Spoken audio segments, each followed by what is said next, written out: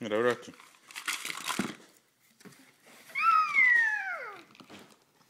¿Viste? Eso es para jugar en el sand cuando nos vayamos a la playa. Nice. Mira, ¿y qué hay aquí? Mira. ¿Qué dice aquí? Dice para Julia Isabel. Mira. Espero que te guste y para que les traiga recuerdos de mami y de papi cuando se lo enseñes. Mira. Un happy face de Titi Laura. ¿Viste? Mira, ábrelo. Vamos a ver qué hay aquí.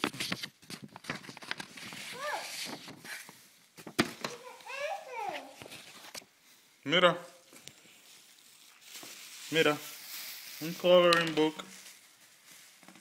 ¿Viste las nenas? Ábrelo en la escuela. Están en la escuela, en el daycare. ¿Viste? Mira un guagua. ¿Cómo se dice? Gracias, Titi. Y gracias, abuela.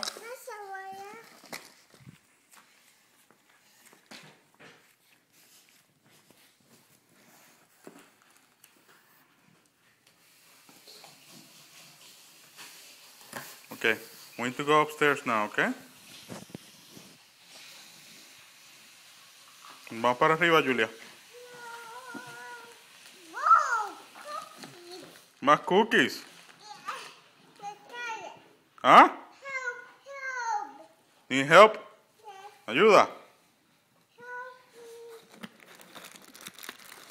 Mira ahí.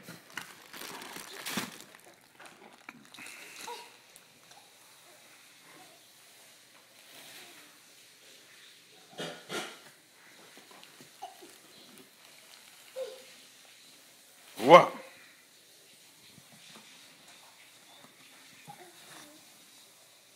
Ah, ahí dice que eso es para Julia.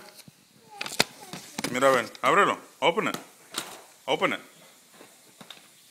Ábrelo. Mira, ¿qué son esos?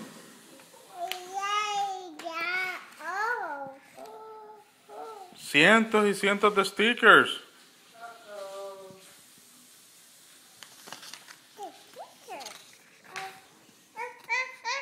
Mira, ponlos en la caja.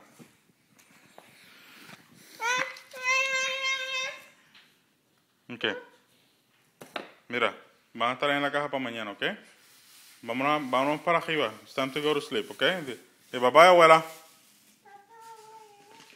Nos vemos mañana. Tira un besito. ¿Y a Titi?